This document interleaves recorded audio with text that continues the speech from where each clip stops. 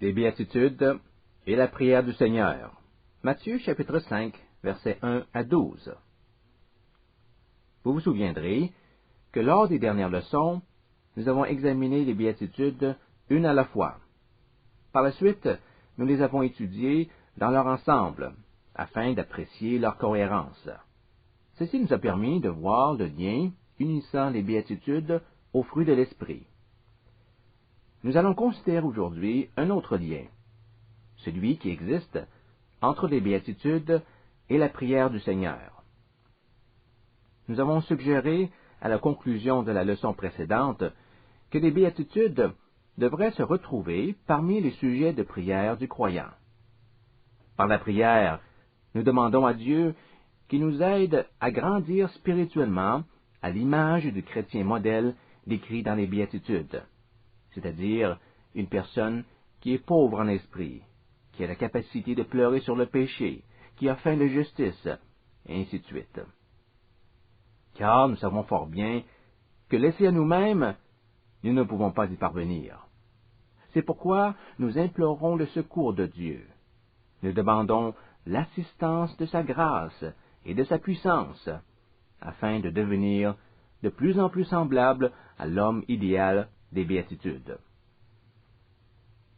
Lorsque nous avançons l'idée qu'il y a un rapport entre les béatitudes et le Notre Père, que veut-on dire précisément? À première vue, ces deux passages bibliques ne semblent pas présenter de lien commun. Regardons brièvement quelques-uns de ces liens, pour nous donner une idée de la nature de cette relation. Au milieu de la prière du Seigneur, nous retrouvons la requête « Donne-nous aujourd'hui notre pain quotidien ». Une telle demande ne peut provenir que d'une personne ayant conscience d'avoir faim, ayant faim et soif de justice. Sur le plan spirituel, elle veut se nourrir du pain de vie. C'est là qu'elle trouvera la justice, dans le pain de vie.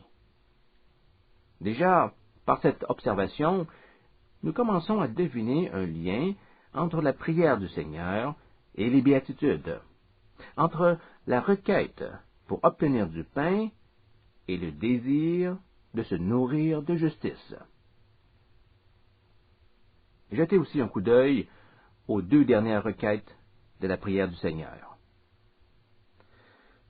Nous lisons d'abord « Ne nous induis pas en tentation » et ensuite « Délivre-nous du mal ». Et de quoi parlent les deux dernières béatitudes?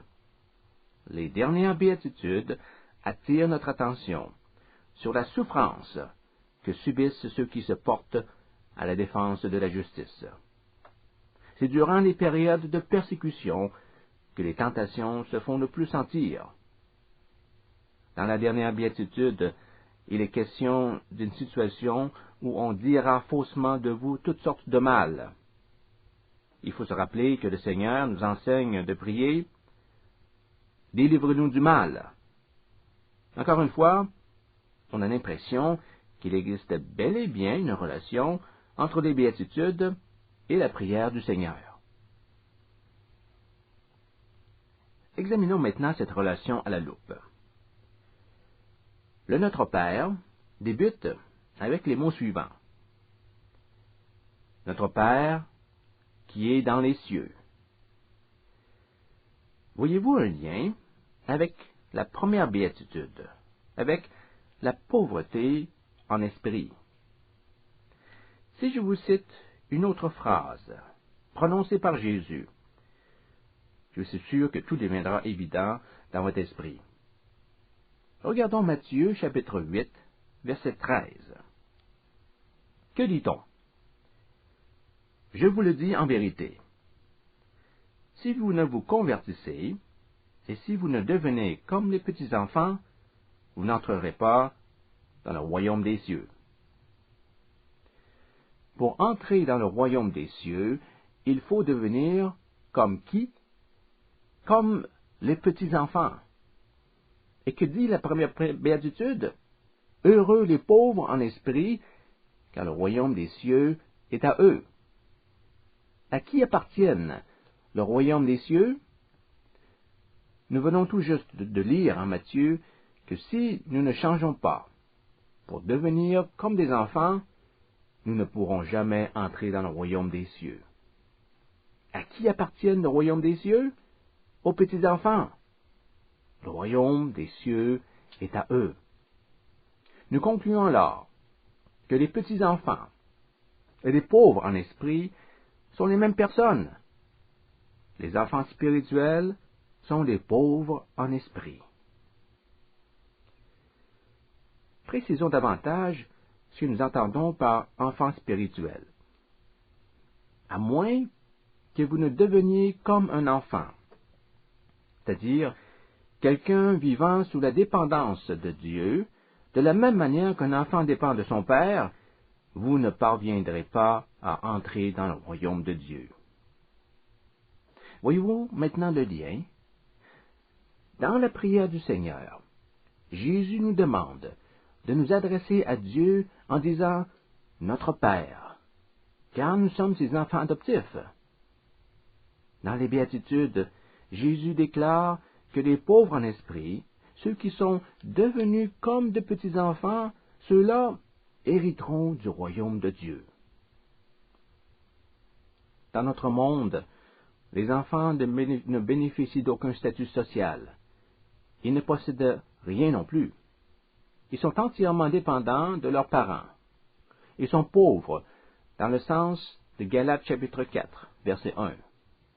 Or, aussi longtemps que l'héritier est enfant, je dis qu'il ne diffère en rien d'un esclave, quoiqu'il soit le maître de tout. Paul affirme qu'un enfant, bien qu'il soit l'héritier d'un riche patrimoine, ne se distingue guère d'un esclave. La situation d'un enfant ressemble à celle d'un esclave, car il vit sous la dépendance de ses parents. Il n'a rien et ne peut rien posséder légalement.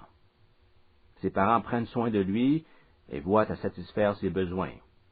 Et le Seigneur Jésus enseigne à ses disciples, en Matthieu chapitre 18, que pour entrer dans le royaume des cieux, il faut changer d'attitude et se rendre humble, comme un petit enfant. Il faut s'abaisser et savoir dire avec l'humilité d'un enfant, avec un cœur de pauvre, « Père éternel, je me présente à toi, comme ton enfant. Je suis totalement dépendant de toi. Je suis un rien dans ce monde, et je ne possède rien. Je t'en prie, Seigneur, accepte de me recevoir. » La relation entre les béatitudes et la prière du Seigneur saute maintenant aux yeux. Notre Père qui est dans les cieux. Personne ne peut dire en toute sincérité à Dieu, notre Père, sauf celui qui est pauvre en esprit, sauf celui qui s'est abaissé au même niveau qu'un enfant. Car c'est ce que nous sommes vis-à-vis de Dieu. Au niveau spirituel, nous sommes comme des enfants, vivant sous la dépendance de Dieu, notre Père céleste. Il n'y a que celui qui se reconnaît spirituellement pauvre et qui s'approche de Dieu avec un cœur de pauvre, qui puisse dire « Notre Père, qui est aux cieux ». Les béatitudes trouvent leur place à plusieurs endroits dans les écrits de Paul. Il est clair que Paul leur accorde beaucoup d'importance. De fait, on peut dire que sa doctrine du salut repose à bien des égards sur cette notion d'être conscient de sa pauvreté spirituelle. Il enseigne ainsi que nous ne pouvons pas travailler à notre salut, tout comme un enfant ne peut pas travailler pour gagner sa vie. Nous ne pouvons pas nous sauver du châtiment de Dieu en tentant d'observer la loi, ni par tout autre effort humain. Nous sommes comme des enfants qui dépendent de Dieu pour vivre. L'Esprit de Dieu, nous dit Paul en Romains chapitre 8, verset 15, habite dans nos cœurs et nous habilite à crier humblement vers Dieu, Abba, Père. Dans sa lettre aux Philippiens, Paul nous confie qu'il s'est dépouillé de tout afin de gagner Christ. Il a considéré tout ce qu'il possédait comme des ordures. Or, si vous avez réellement fait la perte de toute chose, il s'ensuit que vous vous retrouvez dans un état de pauvreté. En acceptant de tout perdre pour l'amour du Christ, vous vous savez maintenant spirituellement pauvre. Et voilà qui nous ramène aux béatitudes. Examinons la deuxième relation. Dans la deuxième requête de la prière, nous disons « Que ton nom soit sanctifié » ou encore « Fais connaître à tout le monde que ton nom est saint ». L'accent est mis sur l'action de faire reconnaître à tous la sainteté de Dieu. Qu'on exalte ta perfection et la pureté de ton nom sur toute la terre. Qui d'autre que ceux dont le cœur est pur peuvent exprimer un tel désir? Ce sont les cœurs purs qui cherchent à glorifier le nom de Dieu et à faire en sorte qu'on reconnaisse sa sainteté. Le nom de Dieu se trouve ainsi sanctifié dans la vie de ceux qui ont le cœur pur. Il est facile de voir pourquoi heureux ceux qui ont le cœur pur est étroitement lié à que ton nom soit sanctifié. La pureté de cœur et la sainteté vont nécessairement de pair. Ensuite, nous avons la prière « Que ton règne vienne ». Encore une fois, il n'est pas difficile de faire le lien entre cette requête et ceux qui sont dans le deuil. Les personnes qui souhaitent la venue du royaume de Dieu sont celles qui pleurent sur les péchés. Si le péché ne nous attriste pas, je ne vois pas comment nous pouvons prier en toute sincérité que ton règne vienne. Le péché ne fait pas pleurer celui qui ne reconnaît pas la désastreuse condition spirituelle de notre monde. Il n'est pas perturbé par les conséquences du péché, ou du moins pas assez pour réagir et désirer voir la situation s'améliorer. Le chrétien soucieux du respect de la justice et de la sainteté attend avec ardeur la venue du royaume de Dieu. Les méfaits du péché l'affligent profondément, mais il a hâte que Dieu établisse définitivement son royaume. Le tout se réalisera lors de la seconde venue de Christ.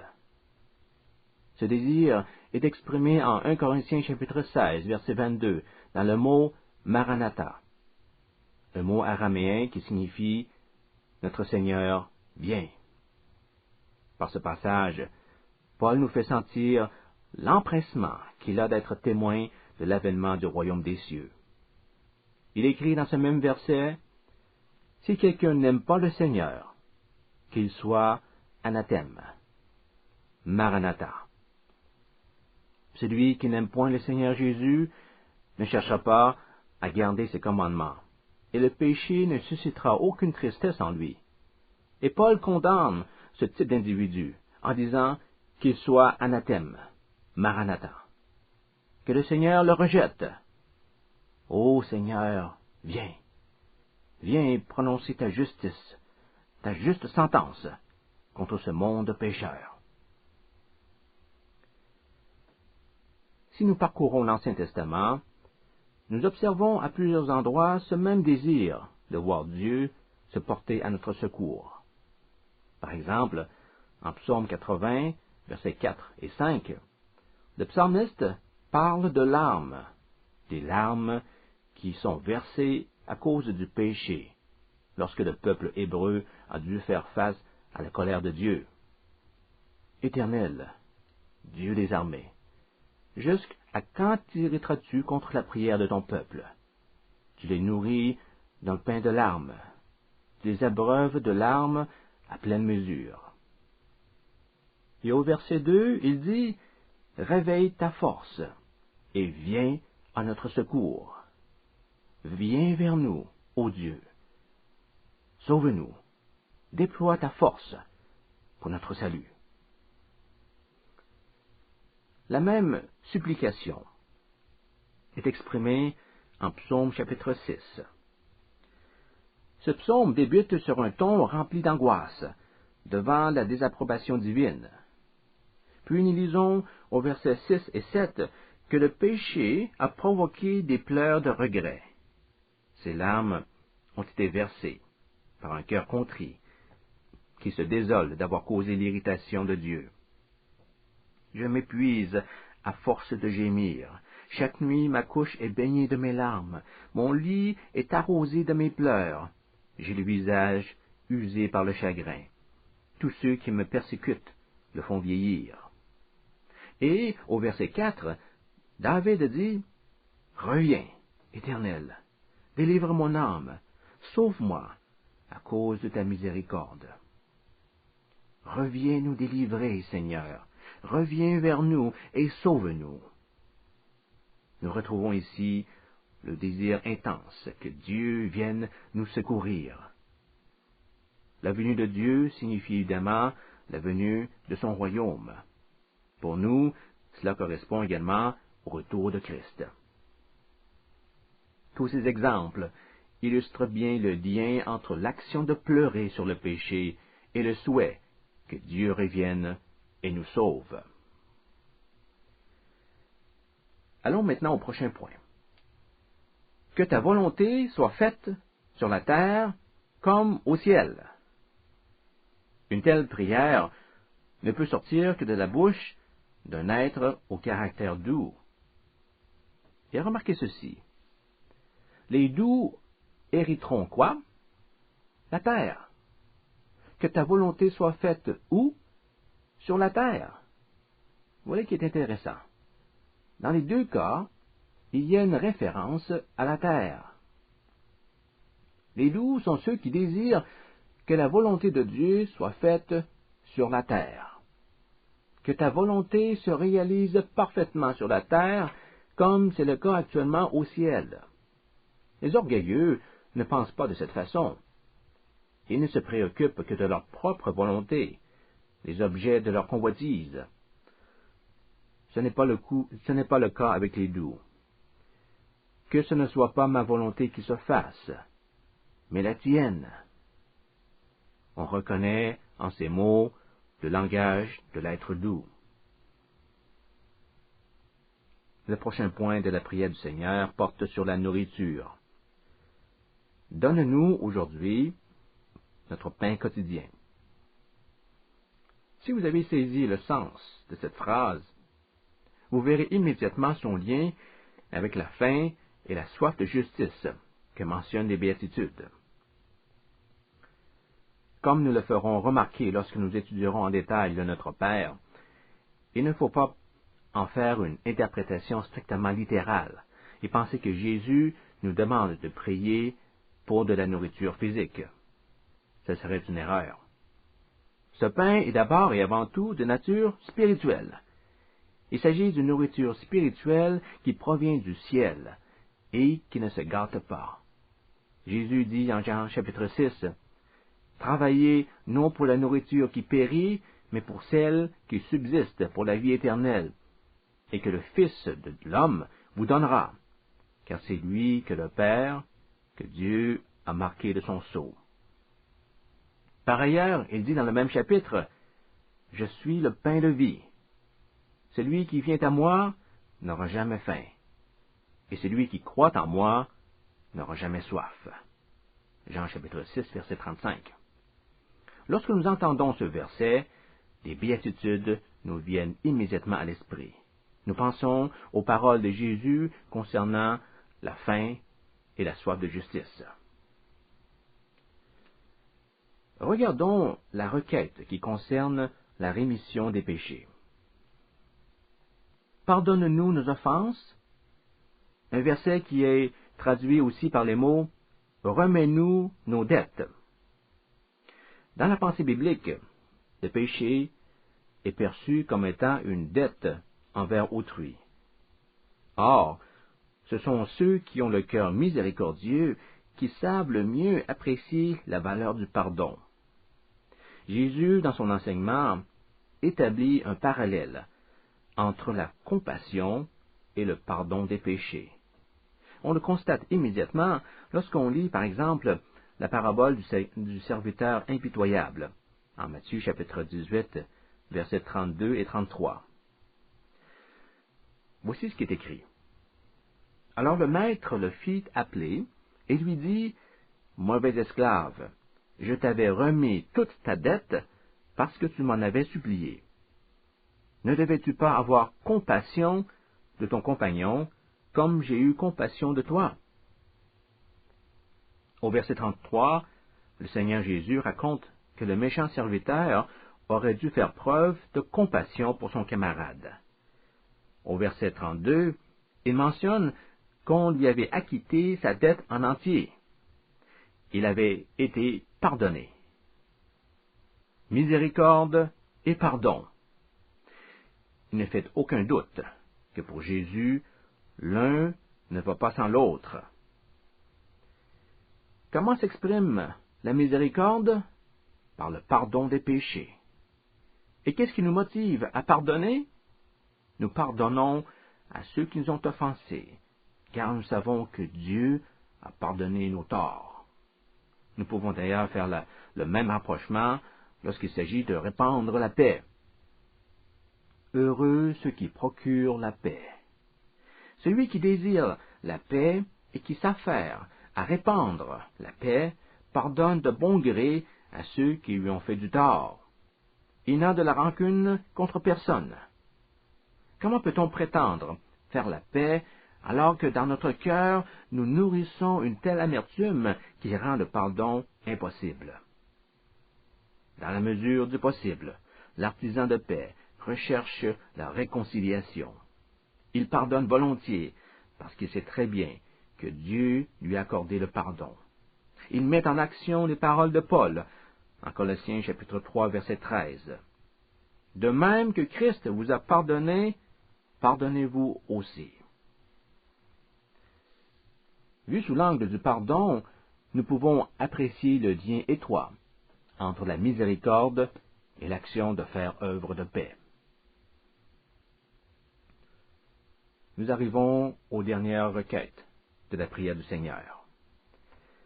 Ne nous induis pas en tentation. Dans quelles circonstances faisons-nous face à la tentation le plus souvent? C'est lorsque nous sommes persécutés à cause de notre foi en Dieu, lorsque nous nous heurtons aux épreuves de la vie chrétienne. Comme vous le savez sans doute, les mots épreuve et tentation proviennent du même mot grec. Dans la parabole du semeur, Jésus raconte que certaines personnes n'ont qu'une foi passagère. Elles font défection dès que survient l'épreuve ou la tentation. Dans ce passage, on ne fait pas de distinction entre une épreuve et une tentation. Bien que nous ne cherchions pas les ennuis, nous savons que des difficultés surviendront tôt ou tard. Le temps de la persécution fera immanquablement son apparition. C'est le coût à payer pour vivre en soumission aux exigences des commandements de Dieu. Et nous demandons à Dieu que dans sa grâce, il nous soutienne spirituellement, afin que nous ne tombions pas dans la tentation lors de ces épreuves. Le dernier point ne nécessite que peu d'explication. Que dit la dernière béatitude? Heureux serez-vous lorsqu'on vous outragera, qu'on vous persécutera, et qu'on dira faussement de vous toutes sortes de mal à cause de moi. Toutes sortes de mal. Le chrétien dévoué ne devrait pas s'étonner d'être parfois la cible de certains malfaiteurs qui cherchent à l'attaquer en répandant toutes sortes de mauvaises paroles. Et quand cela nous arrive, nous prions Dieu, délivre-nous du mal. Ô Dieu, délivre-nous de la méchanceté des hommes pervers. Libère-nous de l'esprit du mal. On peut aisément voir le rapprochement entre le mal des béatitudes et le mal de la prière du Seigneur. Le Seigneur Jésus a fait ici quelque chose de merveilleux. Et je me demande si vous en avez pris note dans cette leçon lorsque nous avons évalué, point par point, les liens qui unissent les béatitudes à la prière du Seigneur. Jésus, dans sa sagesse divine, a repris les béatitudes pour en faire un sujet de prière. C'est pourquoi nous pouvons percevoir dans son enseignement sur la prière l'essence des béatitudes. Êtes-vous conscient de ce que vous êtes en train de faire lorsque vous priez en utilisant les paroles de la prière du Seigneur? Quand vous dites « Notre Père », vous êtes en train de demander à Dieu « Seigneur, fais en sorte que je devienne pauvre en esprit. » Car vous vous rendez compte que vous n'avez pas le droit d'appeler Dieu notre Père sans être pauvre en esprit. Vous ne pouvez pas prier la prière du Seigneur sans être pauvre de cœur. Dans le même ordre d'idée, vous ressentez la nécessité d'avoir un cœur pur qui vous permettra de dire, en toute sincérité, que ton nom soit sanctifié. Car si votre cœur est impur, comment pouvez-vous dire que le monde reconnaisse que ton nom est saint? Ce serait de la pure hypocrisie. C'est comme si un brigand déclarait qu'il ne faut pas voler. Et on peut faire le même commentaire avec toutes les autres requêtes de la prière du Seigneur.